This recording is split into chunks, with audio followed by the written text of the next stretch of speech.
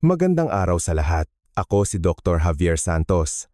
Ngayon, ating susuriin ang isang napakahalagang paksa, ang lihim na panganib sa kusina, ang 6 na pampalasa na tahimik na nagiging sanhi ng stroke.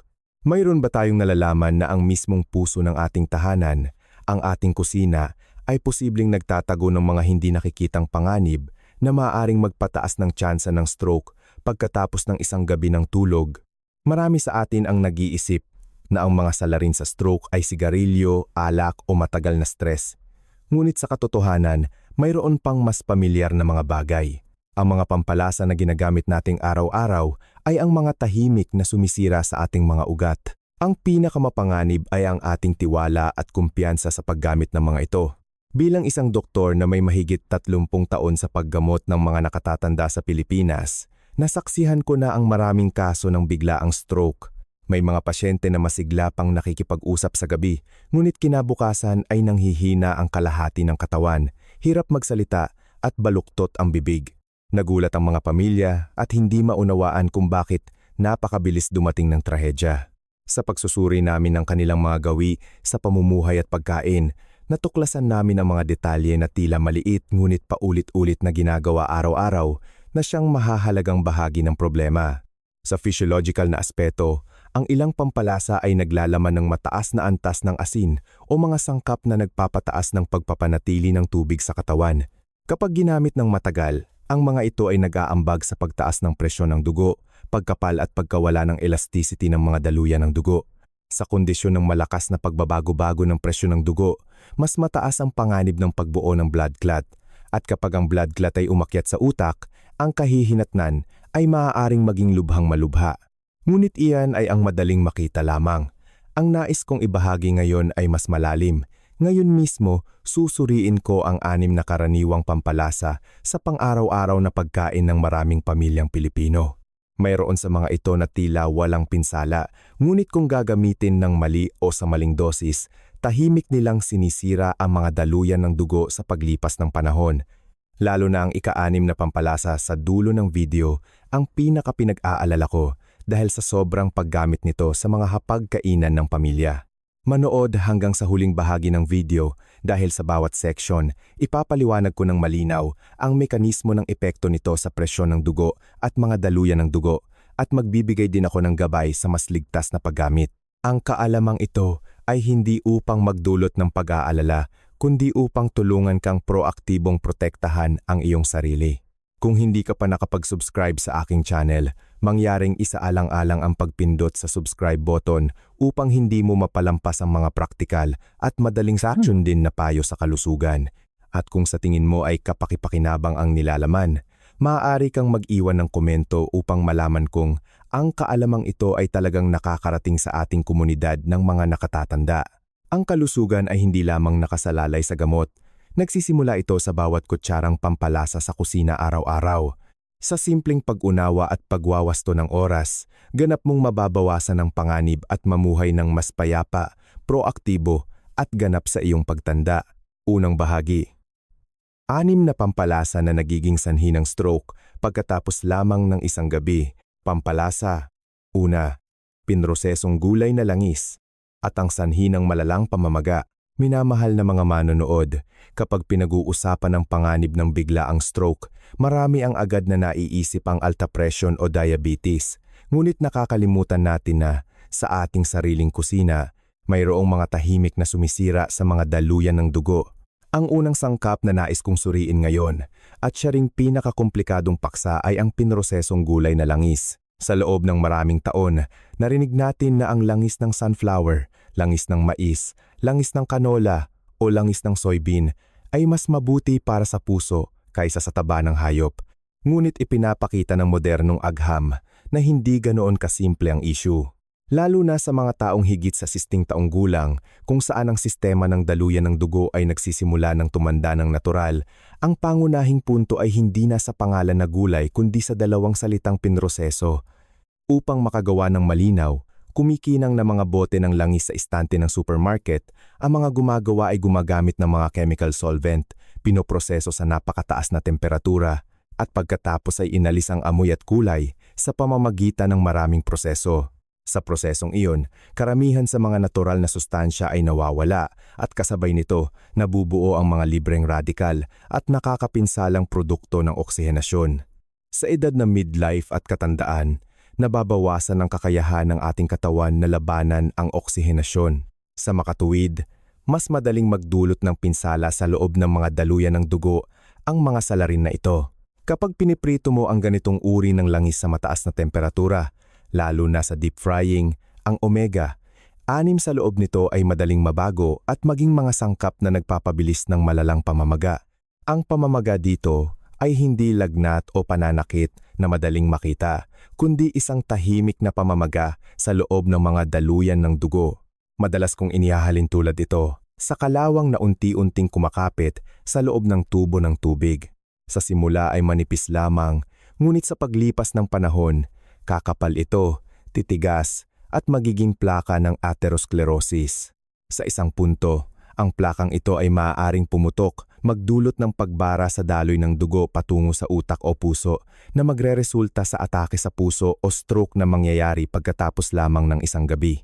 Maraming international research, kabilang ang mga pagsusuri na inilathala sa British Medical Journal BMJ, ang nagbabala na ang labis na pagkonsumo ng pinrosesong langis na may omega-6 ay nauugnay sa pagtaas ng pagtigas ng mga arterya at sakit sa puso. Ang nakababahala ay ang ganitong uri ng langis ay hindi lamang matatagpuan sa bote ng mantika sa bahay. Karamihan sa mga pritong pagkain sa mga kainan, iba't ibang uri ng pastry, instant noodles, delatang pagkain at processed food ay gumagamit ng murang pinrosesong langis. Nangangahulugan ito na kahit hindi mo aktibong binibili, maaari kang kumakain ng malaking halaga nito araw-araw. Sa aking maraming taon ng karanasan sa pagtatrabaho sa mga nakatatanda, napansin ko ang isang katotohanan. Maraming kaso ng stroke ang hindi nagmumula sa isang labis na kainan, kundi sa paulit-ulit na gawi sa loob ng maraming taon. Ang kalusugan ng mga daluyan ng dugo ay hindi bumagsak sa isang araw, ngunit maaari itong magpakita ng isang insidente sa loob lamang ng isang gabi. Kaya, sa halip na ganap na maniwala sa mga advertisement, dapat mong isaalang-alang ang paggamit ng langis sa katamtamang dami, bigyang prioridad ang pagpapasingaw, pagpapakulo, o pagluluto ng banayad sa halip na pagpiprito sa mataas na temperatura at limitahan ang mga processed food. Hindi ko sinasabi na lahat ng gulay na langis ay nakakalason, ngunit ang mahalaga ay ang paraan ng paggamit at ang dalas ng paggamit.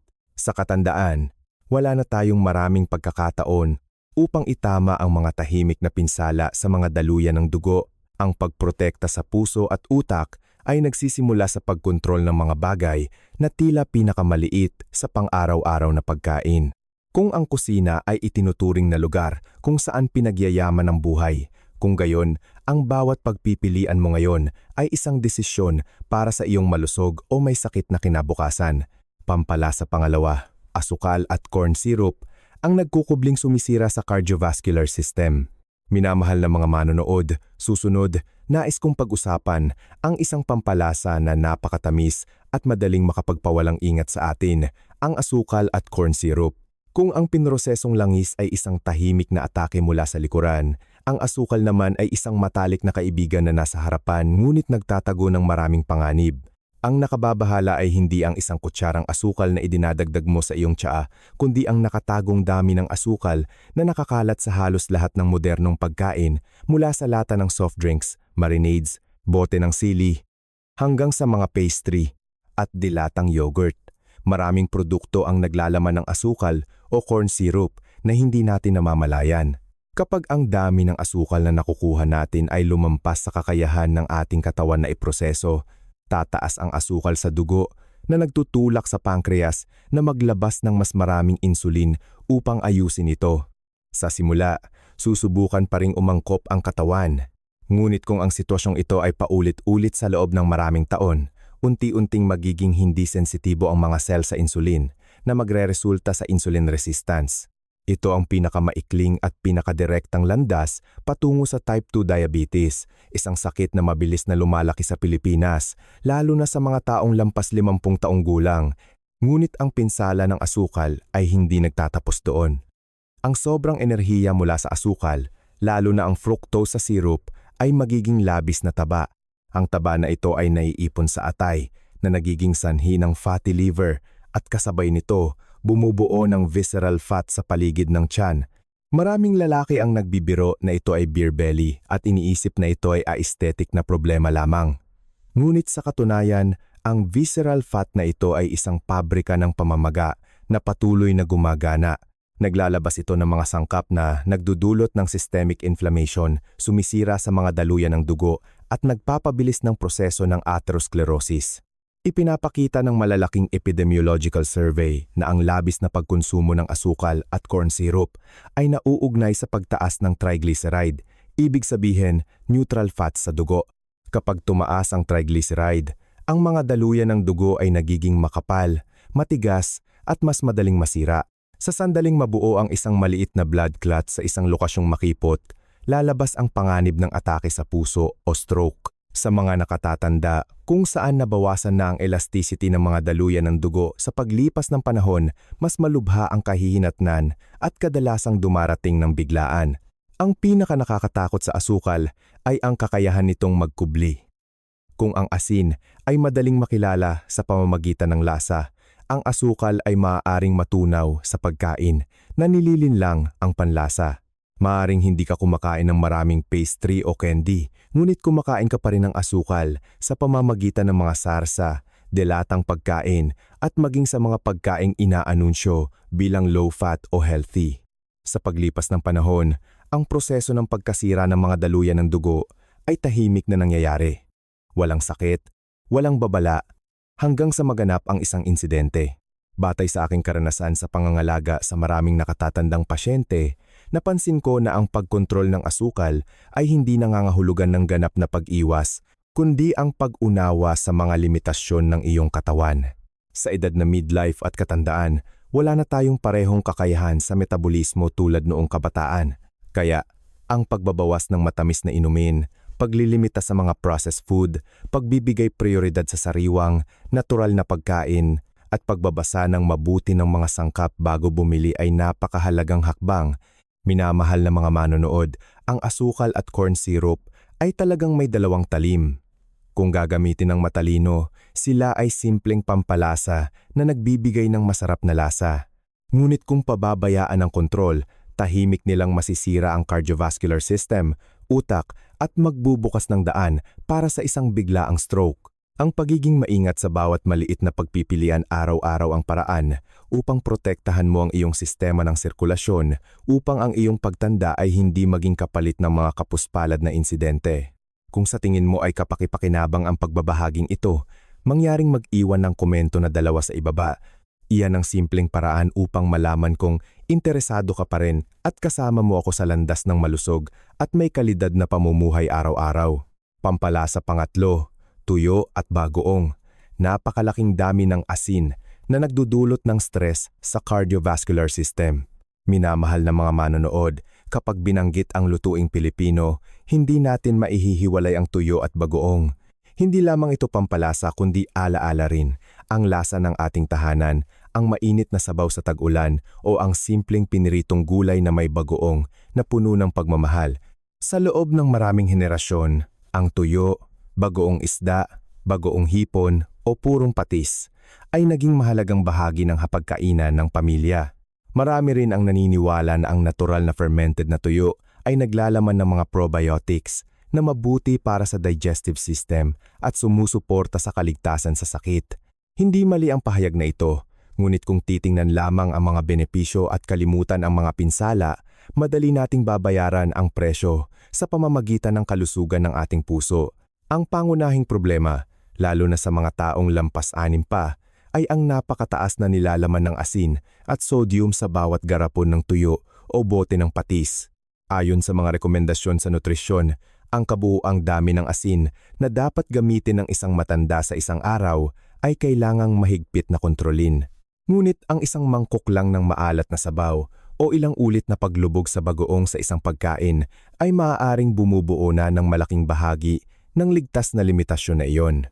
Para sa iyo, sa edad na 70 hanggang 70, kung saan nabawasan na ang elasticity ng mga daluyan ng dugo Ang labis na pagkonsumo ng asin ay parang pagdaragdag ng pasanin sa isang makina na matagal nang gumagana. Kapag tumaas ang sodium sa dugo, ang katawan ay magpapanatili ng tubig upang balansehin ang konsentrasyon.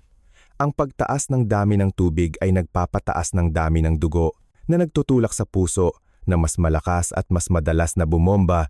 Sa makatuwid, tumataas ang presyon sa loob ng mga daluyan ng dugo na nagiging sanhi ng alta presyon. Sa mga kabataan, ang mga daluyan ng dugo ay nababaluktot pa kaya't medyo nakakaangkop.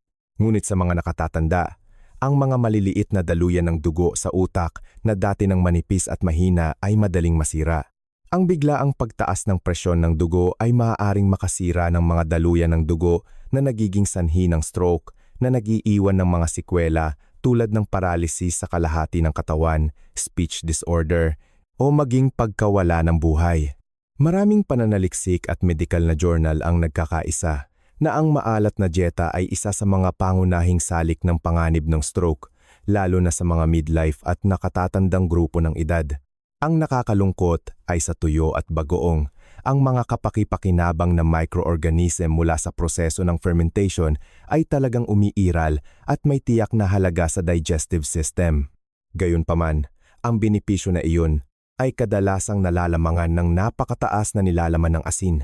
Sa madaling salita, bago pa man tayo makakuha ng benepisyo mula sa mga probiotics, ang puso at mga daluyan ng dugo ay kailangan ng magtiis ng matinding presyon. Sa aking karanasan sa pangangalaga sa mga nakatatanda, madalas kong sinasabi na hindi lahat ng tradisyon ay dapat panatilihin sa lumang paraan ng pagsasagawa. Ang pagpapanatili ng kultura ng pagkain ay hindi nangangahulugang pagpapanatili ng dami ng asin tulad ng ilang dekada na ang nakakaraan, kung saan mas maraming pisikal na paggawa ang ginagawa ng mga tao at mas maraming enerhiya ang nasusunog. Sa kasalukuyan, nagbabago ang takbo ng buhay, nababawasan ang antas ng pisikal na aktibidad habang tumataas ang haba ng buhay. Kaya, ang paraan ng pagkain ay kailangan ding ayusin upang umangkop sa pisyolohiya ng katandaan. Hindi ko pinapayuhan na ganap mong alisin ang tuyo at bagoong sa iyong pagkain dahil ito ang esensya ng lutuing Pilipino. Ang mahalaga ay ang pag-aayos ng mga gawi sa paggamit. Maaari kang pumili ng mas mababa ang asin. Magdilaw kapag ginagamit bilang sausawan. Unti-unting bawasan ng alat upang umangkop ang iyong panlasa. Dagdagan ng gulay at sariwang prutas upang makakuha ng natural na potassium upang balansehin ang sodium. Ang sapat na pag-inom ng tubig sa araw ay sumusuporta din sa pag-alis ng sobrang asin ng katawan. Minamahal na mga manonood. Sa pagtanda, ang bawat pagkain ay hindi lamang para busog, kundi para sa pagpapayaman ng kapayapaan. Ang kaunting pagbabawas ng alat ngayon ay maaaring isang mahalagang proteksyon para sa puso at utak bukas. Kapag natuto tayong magpigil, ang mga pamilyar na pampalasa ay magpapatuloy na magbigay ng masarap na lasa nang hindi nagiging pasanin sa kalusugan. Iyan ang matalinong paraan upang mamuhay na pinahahalagahan ang tradisyon habang pinoprotektahan ang sariling kinabukasan. Pampalasa pang-apat, sili sauce ang panganib mula sa pinagsamang asin at asukal. Minamahal na mga manonood, kung pipiliin ng isang pampalasa na kumakatawan sa anghang sa lutuing Pilipino, karamihan sa atin ay agad na maiisip ang sili sauce. Mula sa mainit na mangkok ng lomi sa umaga, ang mabangong pansit canton hanggang sa pulang-pula na sausawan sa hapagkainan ng pamilya, ang sili sauce ay tila naroroon sa lahat ng dako. Ang pagsasama-sama ng anghang, alat at tamis ay lumilikha ng kakaibang apil na nagtutulak sa marami na ituring itong isang mahalagang sangkap. Gayunpaman, sa likod ng kaakit-akit na pulang kulay na iyon ay isang tahimik na panganib sa cardiovascular at cerebral system, lalo na sa mga taong lampas 60 taong gulang. Ang pinakanakababahala sa mga bottled chili sauce ay ang pagsasama-sama ng mataas na dami ng asin at malaking halaga ng idinagdag na asukal. Isang maliit na kutsara lang ang sabay na nagpapasok ng sodium at asukal sa katawan. Hindi pa kasama ang modified starch na ginagamit upang lumikha ng makapal na texture. Nagiging sanhi ang asin ng pagtaas ng presyon ng dugo na nagdudulot ng stress sa mga daluyan ng dugo. Samantala, ang asukal ay nagpapabago-bago ng asukal sa dugo na nagtutulak sa pancreas na maglabas ng insulin ng tuloy-tuloy upang ayusin. Kapag ang dalawang salik na ito ay sabay na lumitaw sa isang uri ng pampalasa na ginagamit araw-araw, ang sistema ng sirkulasyon ng mga nasa midlife at nakatatanda ay nakakaranas ng 2 beses na epekto. Sa aspeto ng pisyolohiya, kapag tumataas ang sodium, nagpapanatili ng tubig ang katawan na nagpapataas ng dami ng dugo at nagtutulak sa puso na mas malakas na bumomba. Kasabay nito, ang labis na dami ng asukal ay nagpapasigla sa pag-ipon ng visceral fat at nagpapataas ng triglyceride sa dugo. Ang dalawang prosesong ito ay sabay na nagpapabilis ng atherosclerosis. Ang mga plake ay nabubuo at kumakapal sa paglipas ng panahon tulad ng kalawang na kumakapit sa loob ng luma at marupok na tubo ng tubig. Kapag pumutok ang plake, maaaring mabuo ang blood clot at magdulot ng blockage na humahantong sa myocardial infarction o cerebral stroke. Sa katandaan, kung saan nabawasan na ang elasticity ng mga daluyan ng dugo, mas malinaw ang panganib na iyon at mas matindi ang kahihinatnan. Ipinapakita ng mga klinikal na pag-aaral sa nutrisyon na ang labis na pagkonsumo ng asukal at asin ay direktang nauugnay sa pagtaas ng sakit sa puso sa mga nakatatanda. Ang nakababahala ay maaaring nililimita ng maraming tao ang mga candy o matamis na inumin, ngunit hindi nila napapansin na ang mismong pulang kutsara ng sili sauce sa kanilang lomi o pang-araw-araw na sausawan ang tahimik na pinagmumulan ng asukal at sodium. Ang panganib ng sili sauce ay hindi nasa anghang nito, kundi sa nakatago sa likod ng anghang na iyon. Nauunawaan ko na ang sili sauce ay naging bahagi ng mahirap alisin na gawi sa pagkain. Dito, ang nais kong bigyang diin ay hindi ang ganap na pagtalikod, kundi ang pagpipigil at matalinong pagpili. Maaari mong bawasan ang dami ng ginagamit sa bawat pagkain, basahin ng mabuti ang mga sangkap upang pumili ng mas mababa ang asukal at asin o palitan ito ng sariwang sili, bawang at kalamansi upang mapataas ang natural na lasa ng hindi nagdaragdag ng pasanin sa katawan. Kapag kinakain kasama ng maraming gulay at sariwang pagkain, nakakatulong din tayo na balansehin ang dami ng sodium at sumusuporta sa mas mahusay na metabolismo. Minamahal na mga manonood, sa pagtanda, ang bawat maliit na desisyon sa kusina ay maaaring magkaroon ng malaking epekto sa puso at mga daluyan ng dugo. Ang sili sauce ay hindi kalaban, ngunit kung gagamitin ng walang kontrol, maaari itong maging isang salik na nag-aambag sa mga kapuspalad na insidente. Ang pag-alam kung kailan hihinto at pagbabawas ng kaunting lasa ngayon ang paraan upang maprotektahan ang iyong kaligtasan bukas. Iyan ang karunungan ng isang taong nakauunawa na ang kalusugan ay hindi tungkol sa kung gaano kasarap kumain, kundi kung gaano katagal mananatiling matibay ang katawan upang tamasahin ang buhay. Kung sa tingin mo ay kapaki-pakinabang ang pagbabahaging ito, mangyaring mag-iwan ng komento na 2 sa ibaba. Iyan ang simpleng paraan upang malaman kung interesado ka pa rin at kasama mo ako sa landas ng malusog at may kalidad na pamumuhay araw-araw. Pampalasa pang-5, asin. Ang tahimik na mamamatay tao ng mga Pilipino. Minamahal na mga manonood, kapag pinag-uusapan ng ika-5 pampalasa, nais kong sama-sama nating harapin ang isang nakababahalang katotohanan. Ang mga Pilipino ay kabilang sa mga bansang may mataas na antas ng pagkonsumo ng asin. Ang gawin na iyon ay ipinapakita sa paggamit ng maraming patis, toyo, inasnan, bagoong hipon at bagoong isda sa pang-araw-araw na pagkain. Sa umaga ay isang mangkok ng maalat na arroz caldo. Sa tanghali ay may kasamang maliit na sausawan para sa pritong isda at gulay. Sa gabi ay adobong manok o pork sinigang na maalat at masarap. Sanay na tayo sa alat hanggang sa itinuturing na natin itong kaluluwa ng pagkain.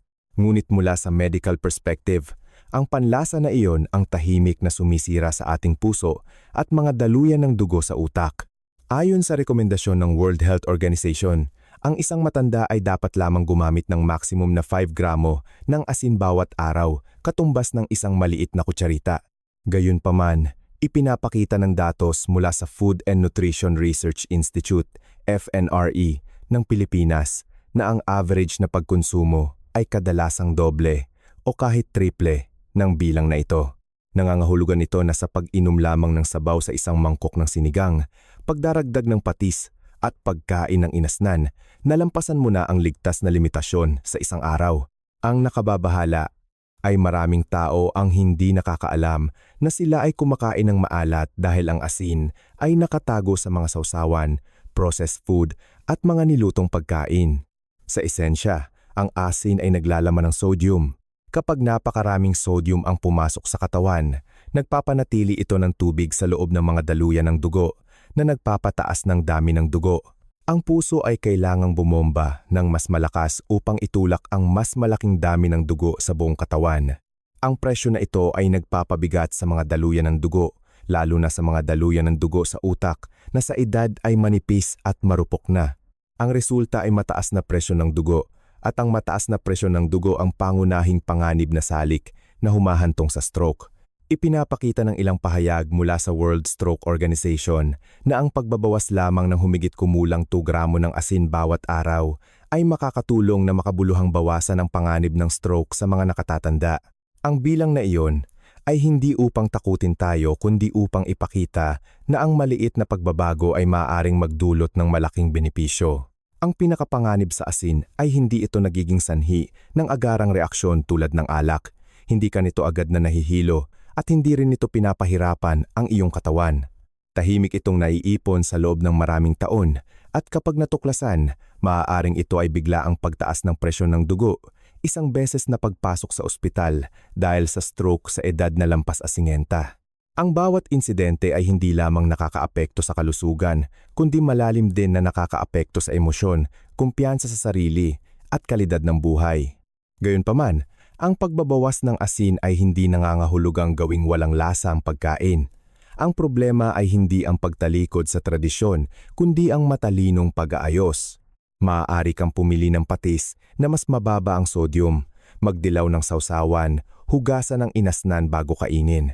Kasabay nito, dagdagan ng sibuyas, luya, bawang, paminta at herbs upang lumikha ng natural na lasa. Kapag unti-unting umangkop ang iyong panlasa, mapapansin mong ang pagkain na mas light ay nagpapadali sa pakiramdam ng iyong katawan, nagpapadaloy ng mas malalim na tulog, at nagpapanatili ng mas matatag na presyon ng dugo. Madalas kong sinasabi sa aking mga nakatatandang pasyente na ang katandaan ay hindi nakakatakot, tanging ang mga lumang gawi na hindi nagbabago ang nakakatakot. Ang asin ay hindi kalaban, ngunit kung gagamitin ng walang kontrol, maaari itong maging isang tahimik na mamamatay tao. Ang pagbabawas ng kaunting alat ngayon ang paraan upang mapanatili ang kapayapaan para sa puso bukas. Kapag natuto tayong magpigil, hindi lamang natin pinoprotektahan ang mga daluyan ng dugo, kundi pinapanatili rin ang malusog na mga taon sa piling ng mga anak at apo. Pampalasa pang-anim, bawang ang manipis na hangganan sa pagitan ng milagrong halamang gamot at lason. Minamahal na mga manonood, ang huling pampalasa na nais kong pag-isipan natin ngayon ay ang bawang. Mahirap makahanap ng kusinang Pilipino na walang amoy ng kakaibang bango ng halamang ugat na ito. Mula sa sarsang sausawan, stir-fried vegetables, adobo hanggang sa siling suka. Ang bawang ay naroroon bilang isang pamilyar na bahagi ng buhay. Mula pa noon, itinuturing na ng ating mga ninuno ang bawang bilang isang tradisyonal na halamang gamot na nakakatulong sa paggamot ng sipon, pagpapainit ng katawan, at pagpapalakas ng resistensya. Sa ilalim ng modernong agham, hindi lamang ito oral tradition. Ang alisin, isang aktibong sangkap sa bawang, ay naitala na may epekto sa pagbababa ng blood fat, anti-inflammatory at paglilimita sa pagbuo ng blood clot, kaya nakakatulong sa pagprotekta sa cardiovascular system. Masasabing kung gagamitin ng tama, ang bawang ay talagang isang mahalagang regalo mula sa kalikasan. Gayunpaman, sa edad na lampas 60, lagi kong binibigyang diin sa inyo na anumang bagay na mabuti para sa kalusugan ay kailangang ilagay sa konteksto ng kondisyon ng katawan at mga underlying medical conditions. Hindi kasama ang bawang. Ito ay tulad ng isang double-edged sword at ang hangganan sa pagitan ng benepisyo at panganib ay minsan napakanipis. Ang katawan ng isang nakatatanda ay hindi na kasing flexible sa metabolismo tulad noong kabataan. Ang atay, bato, digestive system at cardiovascular system ay nakapagtrabaho na ng matagal sa loob ng mga dekada. Sa makatuwid, ang labis na paggamit, kahit sa natural na pagkain, ay maaaring magdulot ng masamang epekto. Ang pangunahing punto ay nasa natural na kakayahan ng bawang na magpalabnaw ng dugo. Ang katangiang ito ay nakakatulong na limitahan ang pagbuo ng thrombus, isang mahalagang salik sa pagpigil ng stroke. Gayunpaman, para sa mga taong umiinom ng mga antikoagulant na gamot tulad ng warfarin o aspirin, ang paggamit ng maraming bawang ay maaaring magpataas ng panganib ng pagdurugo. Kapag ang dugo ay napakahirap mamuo, ang panganib ng internal bleeding, stomach bleeding o cerebral stroke ay maaaring tumaas. Ilang rekomendasyon na inilathala sa Philippine Heart Association ay nagsasaad din na ang pagsasama ng mga pagkain na may malakas na antikoagulant properties sa mga gamot ay kailangang mahigpit na subaybayan ng doktor. Ang nakababahala ay maraming nakatatanda ang may mentalidad na kung natural ay walang pinsala, kaya't gumagamit sila ng garlic extract o kumakain ng hilaw na bawang araw-araw nang hindi kumukonsulta sa mga propesyonal at hindi lamang sa sistema ng sirkulasyon. Ang bawang ay direktang nakakaapekto rin sa digestive tract. Ang labis na pagkain ng hilaw na bawang ay maaaring magdulot ng bloating, heartburn, pangangati ng stomach lining at maging paglala ng ulcer na naroroon na. Para sa mga taong payat o may mababang presyon ng dugo, ang paggamit ng malaking dami ng bawang sa maikling panahon ay maaaring magpababa ng presyon ng dugo nang biglaan na humahantong sa pagkahilo at pagkawala ng balanse. Sa katandaan, ang pagkahulog ay hindi lamang simpleng pasa kundi maaaring magresulta sa fractures, matagal na pagkaospital at pagbaba ng kalidad ng buhay. Kaya't hindi natin ito maaaring ipagsawalang bahala. Lagi kong sinasabi na ang halaga ng pagkain ay hindi nasa dami kundi sa pagiging katamtaman. Ang paniwala na mas maraming kinakain, mas nakakapagpalusog ay isang karaniwang maling akala. Sa katunayan, ilang butil lamang ng bawang sa pagkain araw-araw ay sapat na para makakuha ng benepisyo sa puso nang hindi nagpapataas ng panganib ng komplikasyon. Dito, ang mahalaga ay hindi kung mabuti o masama ang bawang kundi ang tamang dosis para sa bawat individual. Kapag natuto tayong magpigil, ang bawang ay magiging panangga sa mga daluyan ng dugo at makakatulong sa pagpigil ng stroke. Sa kabaligtaran, kung labis ang paggamit, tahimik itong makakalikha ng mga panganib sa loob ng mismong hapagkainan ng pamilya. Sa pagtanda, ang pangangalaga sa kalusugan ay hindi ang paghahanap ng mga milagrong halamang gamot, kundi ang pag-aaral ng balanse. Ang bawang ay nananatiling isang mabuting kaibigan ng kusinang Pilipino.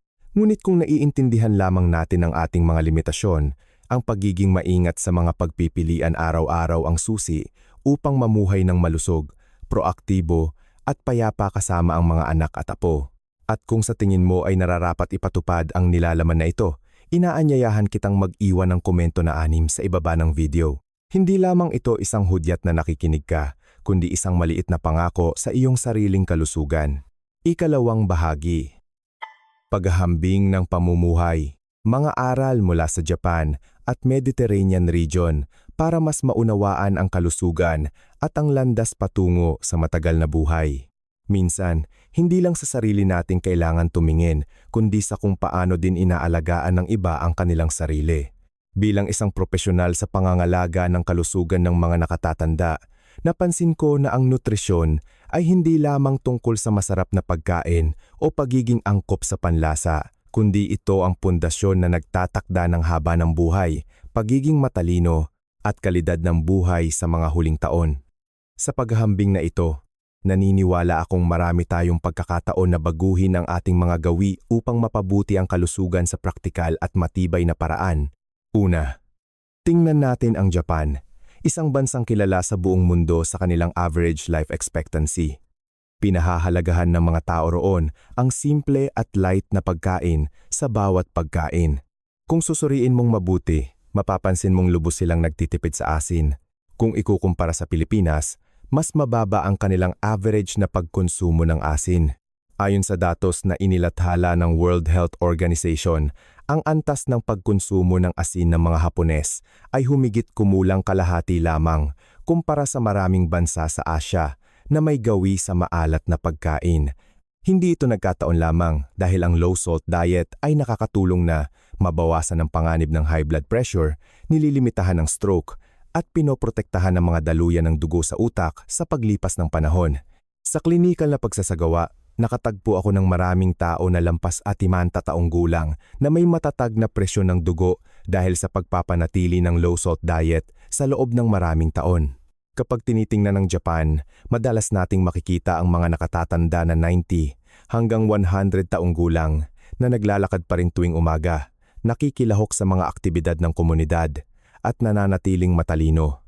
Ipinapakita nito ang isang malalim na katotohanan. Ang pagkain ng light ay hindi nagpapawalang sigla sa buhay. Sa kabaliktaran, pinapanatili nitong matibay ang mga daluyan ng dugo upang mayroon pa tayong sapat na lakas upang tamasahin ang kagalakan ng katandaan. Ang seafood, seaweed at seasonal vegetables ay madalas na lumalabas sa kanilang menu na lumilikha ng balanse sa pagitan ng mga mineral, fiber at malusog na protina. Susunod, tumingin tayo sa rehiyon ng Mediterranean na itinuturing na simbolo ng isang dieta na mabuti para sa puso. Ang mga tao roon ay nagbibigay prioridad sa paggamit ng extra virgin olive oil sa halip ng mga refined oils mula sa soybean o mais. Ang mahalagang katangian ng olive oil ay ang pagiging monounsaturated fatty acid nito na sumusuporta sa natural na anti-inflammation at hindi gaanong nababago kapag niluto sa katamtamang temperatura. Ang kanilang menu ay mayaman din sa seafood, green vegetables, fresh fruits at whole grains. Ang nakakatuwa ay hindi sila ganap na umiiwas sa red wine o keso. Gayunpaman, ang sikreto ay nasa pagiging katamtaman at pangkalahatang balanse. Maraming internasyonal na pag-aaral ang nagpakita na ang Mediterranean eating pattern ay nakakatulong na mabawasan ang insidente ng sakit sa puso at kasabay nito, sumusuporta sa pagpapanatili ng memorya at nagpapabagal sa proseso ng pagbaba ng cognitive function sa mga nakatatanda. Batay sa praktikal na karanasan, napansin ko na kapag nagpapanatili ka ng malusog na fat intake, mas mahusay na nabibigyan ng nutrisyon ang utak at mas malinaw at matatag din ang isip. Sa pagtingin sa dalawang halimbawang ito, malinaw nating nakikita ang isang simple ngunit malalim na prinsipyo. Ang haba ng buhay ay laging kasama ng pang-araw-araw na gawi sa nutrisyon. Kinokontrol ng mga Hapones ang asin upang maiwasan ang stroke. Pinapalitan ng mga taga-Mediterranean ang refined oil ng olive oil upang protektahan ang puso. Paano naman tayo? Kung patuloy tayong kakain ng maalat, labis na gagamit ng mga salted processed meats at industrial fats, ang panganib ng cerebral stroke at sakit sa puso ay tahimik na tataas sa paglipas ng mga taon. Ang magandang balita ay hindi nangangailangan ng napakalaking bagay ang pagbabago. Sa simpleng pagbabawas ng asin sa pagkain, paglilimita sa paulit-ulit na pagpiprito, pagbibigay prioridad sa isda, gulay, at sariwang malinis na pagkain, nakapagdagdag ka na ng isang brick sa pundasyon ng matatag na kalusugan. Sa edad na midlife at katandaan, ang bawat maliit na pagpipilian ngayon ay isang regalo para sa puso at utak bukas. Kapag ang katawan ay inaalagaan ng tama, ang katandaan ay hindi na pasanin kundi isang payapa na yugto kung saan maaari ka pa ring tamasahin ang kagalakan ng pamilya, mga anak at apo, at ang kapayapaan sa kaluluwa. Ikatlong bahagi, mga paraan upang maiwasan ang biglaang stroke sa bahay. Minamahal na mga manonood, mayroon akong isang bagay na laging sinasabi ng direkta sa bawat sesyon ng pagpapayo, ang stroke ay hindi nagpapareserba. Maaari itong mangyari sa isang payapa na umaga habang kakagising mo lang pagkatapos ng isang mahimbing na tulog. Kahapon ay naglalakad ka pa at masayang nakikipag-usap, ngunit ngayon ay maaari ka nang harapin ang baluktot na bibig, panghihina ng kalahati ng katawan, hirap magsalita o maging pagkawala ng kakayahang makipag-ugnayan. Ang mga kahihinatnan na ito ay hindi lamang isyu sa medisina, kundi isang emosyonal na shock para sa buong pamilya. Ang pagkaparalisa, pagbaba ng memorya, at pagkawala ng autonomiya sa pang-araw-araw na buhay ay mga bagay na walang sino mang nagnanais sa pagtanda. Gayunpaman, mula sa isang propesyonal na pananaw, tiniyak ko sa inyo na ang stroke ay hindi ganap na usapin ng kapalaran. Karamihan sa mga kaso ay malalim na nauugnay sa pamumuhay at pang-araw-araw na gawi. Ipinapakita ng maraming internasyonal na pag-aaral na kung makatwirang ayusin ang dieta, ehersisyo at kontrolin ang mga underlying conditions, mababawasan natin ang panganib ng humigit kumulang 30 hanggang 40%. Ang bilang na iyon ay nagsasabi ng isang mahalagang katotohanan.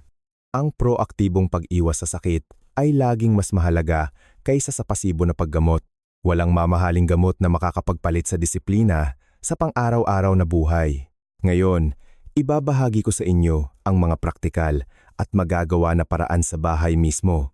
Una at pinakamahalaga ay ang regular na pagsubaybay sa presyon ng dugo sa bahay. Sa katunayan, higit sa kalahati ng mga kaso ng stroke sa mga nakatatanda ay nauugnay sa mataas na presyon ng dugo. Isipin ang mga daluyan ng dugo bilang sistema ng tubo ng tubig sa isang bahay.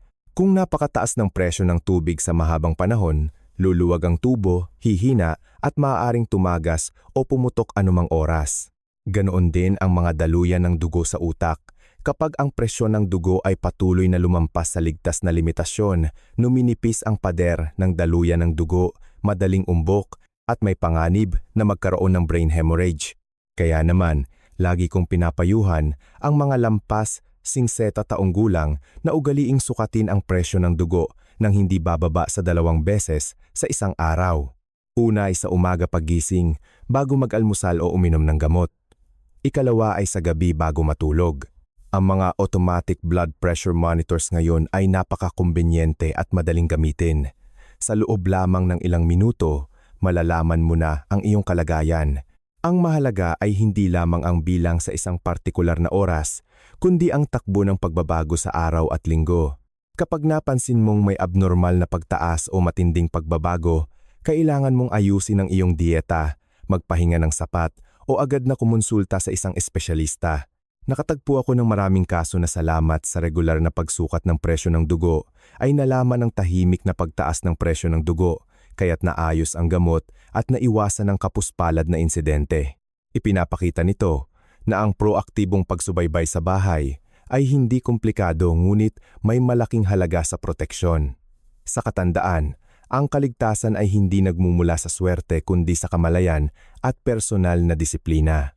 Minamahal na mga manonood, ang pangangalaga sa kalusugan ay hindi isang bagay na mahirap. Minsan, ito ay isang blood pressure monitor lamang na nakalagay sa mesa, ilang minuto ng pagmamalasakit sa sarili araw-araw. Ang pagiging regular na iyon ang lumilikha ng matibay na panangga laban sa panganib ng biglaang stroke. Kapag naiintindihan mo ang iyong katawan at nakikinig sa pinakamaliit na senyales, nakagawa ka na ng isang malaking hakbang sa pagpapanatili ng isang malusog na puso at matalino na utak para sa mga payapa na taon sa hinaharap. Susunod, nais kong bigyang diin ang isang napakahalagang prinsipyo na kadalasang binabaliwala. Iyon ay ang pagbalanse ng sodium at potassium sa pang-araw-araw na dieta. Alam na natin na ang sodium mula sa asin ay may tendensiyang magpapanatili ng tubig sa katawan na nagpapataas ng dami ng dugo at humahantong sa pagtaas ng presyon ng dugo. Ngunit kakaunti ang nakakapansin na ang potassium ang natural na counterpart na tumutulong sa katawan na mag-alis ng sodium sa pamamagitan ng bato, kaya nakakatulong sa pagpapapanatag ng presyon ng dugo at pagbabawas ng presyon sa mga daluyan ng dugo. Mula sa aspeto ng pisyolohiya, kapag sapat ang potassium, mas nababaluktot ang mga daluyan ng dugo, mas epektibo ang pagtibok ng puso at napapabuti rin ang panganib ng arrhythmia. Ang nakakalungkot ay maraming tao ang nag-iisip lamang na bawasan ng asin at nakakalimutan ang pagdaragdag ng mga pagkaing mayaman sa potassium. Samantala, ang potassium ay naroroon sa mga pang-araw-araw na pagkaing Pilipino tulad ng saging, kamote, spinach, kalabasa, kamatis at iba pang prutas tulad ng dalandan at suha. Kung pagkatapos kumain ay kumain ka ng isang hinog na saging o palitan ng snack ng pinasingaw na kamote, tahimik mong sinusuportahan ang iyong puso at utak. Nakatagpo ako ng maraming pasyente na pagkatapos baguhin ang kanilang dieta upang dagdagan ang gulay at mga prutas na mayaman sa potassium, mas naging matatag ang kanilang presyon ng dugo nang hindi na kailangan pang dagdagan ang dosis ng gamot. Ipinapakita nito na ang natural na pagkain, kapag ginamit ng tama, ay maaaring maging isang maaasahang kasama. Gayunpaman, tandaan ko rin na para sa mga may chronic kidney disease, ang pagdaragdag ng potassium ay kailangang kumonsulta sa doktor dahil ang pagbaba ng kidney function ay maaaring maging sanhi ng pag-ipon ng potassium. Sa makatuwid, ang balanse ay laging kailangang kasama ng pag-unawa sa sariling kalagayan ng kalusugan. Ang pangangalaga sa katawan ay hindi ang pagsunod sa trend, kundi ang pakikinig at pag-aayos ng naaayon. Ang ikatlong bagay, na tila napakasimple ngunit napakahalaga, ay ang pagpapanatili ng ugali ng pag-inom ng sapat na tubig araw-araw. Sa edad na midlife at katandaan, nababawasan ang pakiramdam ng pagkauhaw na nagiging sanhi ng maraming tao na hindi sapat ang pag-inom ng tubig nang hindi nila nalalaman. Kapag kulang sa tubig ang katawan, nagiging mas malapot ang dugo, bumabagal ang sirkulasyon at madaling mabuo ang blood clots. Ito ang isa sa mga salik na nagpapataas ng panganib ng vascular occlusion at humahantong sa stroke. Sa kabaligtaran, kapag sapat ang supply ng tubig sa katawan, maayos ang sirkulasyon ng dugo, mas epektibo ang paggana ng bato sa pag-alis ng sodium, kaya nakakatulong sa pagpapanatag ng presyon ng dugo. Ayon sa pangkalahatang rekomendasyon, ang mga nakatatanda ay dapat uminom ng humigit kumulang 1.5 hanggang 2 litro ng tubig araw-araw, depende sa kondisyon ng katawan at antas ng aktibidad. Ang mahalaga ay hindi ang pag-inom ng maraming tubig ng sabay-sabay kundi ang paghahati-hati nito sa maraming beses sa araw. Huwag maghintay hanggang sa matuyo ang lalamunan bago uminom ng tubig dahil sa panahong iyon ay nagsisimula na ang katawan na kulang sa tubig. Madalas kong pinapayuhan ng mga tao na maglagay ng bote ng tubig sa tabi ng kanilang upuan o sa tabi ng kama at humigop ng maliit na sipsip ng regular. Ang maliit na gawin na ito ay tila simple ngunit isang tahimik na paraan upang protektahan ang mga daluyan ng dugo sa utak at puso araw-araw. Sa wakas, nais kong bigyang diin ang isang gawin na tila napakaliit ngunit may malaking halaga para sa mga taong lampas 60 taong gulang. Iyon ay ang paggalaw ng bahagya pagkatapos kumain. Maraming tao ang may gawin na pagkatapos kumain ay agad na umupo at manood ng TV o humiga sa pisyolohikal na aspeto. Ito ay nagpapataas ng asukal sa dugo ng mabilis. Maraming dugo ang dumadaloy sa digestive system habang bumabagal ang systemic circulation, kaya nagdadagdag ng pasanin sa puso. Para sa mga may diabetes, dyslipidemia o high blood pressure, ang gawin na ito ay nagtatago ng maraming panganib. Kapag kumakain tayo, lalo na ang mga pagkaing may carbohydrates tulad ng kanin o pansit, ang antas ng asukal sa dugo ay may tendensiyang tumaas. Kung hindi gumagalaw ang katawan, mahirap gamitin ng epektibo ang glucose na nagre-resulta sa post-meal hyperglycemia. Ayon sa aking klinikal na karanasan, sa simpleng paglalakad ng dahan-dahan o pag-inat ng katawan sa loob ng 10 hanggang 15 minuto pagkatapos kumain, nakakatulong ka na sa mga kalamnan na gamitin ang sobrang asukal at kasabay nito, sumusuporta sa tiyan at bituka upang mas maayos ang pagtunaw. Hindi ito strenuous exercise, kundi bahagyang paggalaw lamang na sapat upang ma-activate ang sirkulasyon. Nakonsulta ko noon ang isang pasyente na si Mang Ben, 67 taong gulang, na may matagal ng diabetes.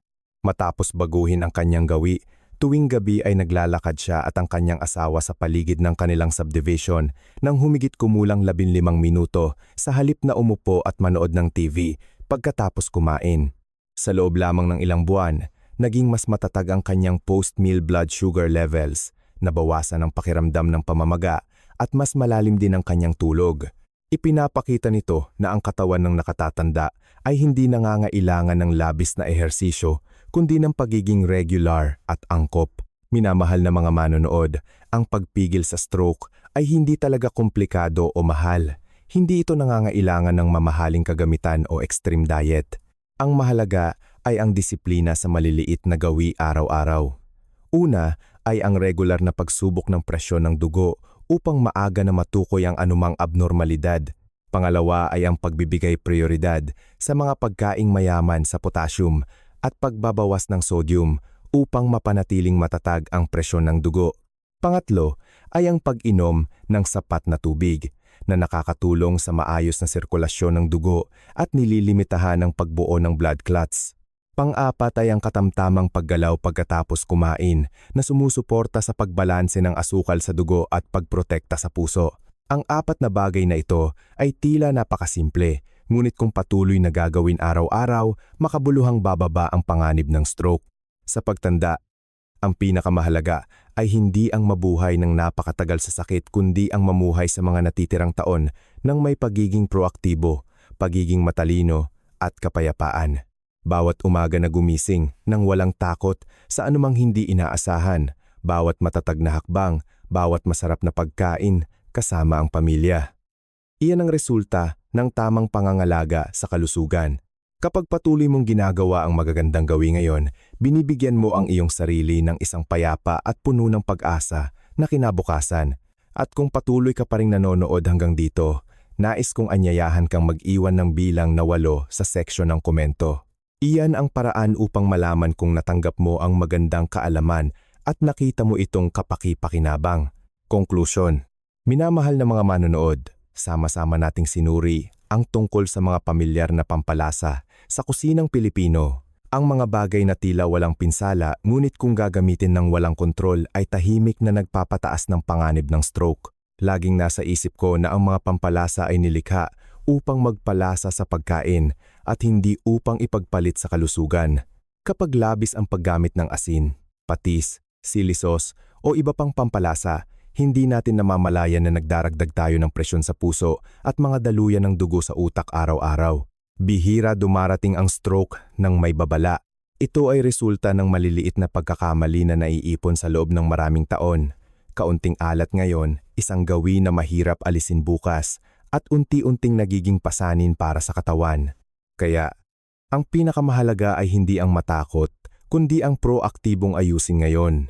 Kapag nagluluto, subukang bawasan ng humigit kumulang kalahati ang dami ng asin kumpara sa iyong dating gawi.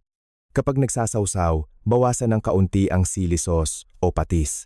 Sa simula ay maaaring sa tingin mo ay bland, ngunit pagkatapos lamang ng isang linggo, aangkop ang iyong panlasa. Nasaksihan ko na ang maraming pasyente na kapag regular na binabawasan ng asin, mas nagiging matatag ang kanilang presyon ng dugo, nababawasan ang pakiramdam ng pananakit ng ulo, mas malalim ang tulog, at mas gumaan din ang kanilang pakiramdam. Iyan ang karapat-dapat na gantimpala para sa disiplina at kamalayan. Sa edad na midlife at katandaan, ang kalusugan ay hindi na isang bagay na maaaring aksayahin.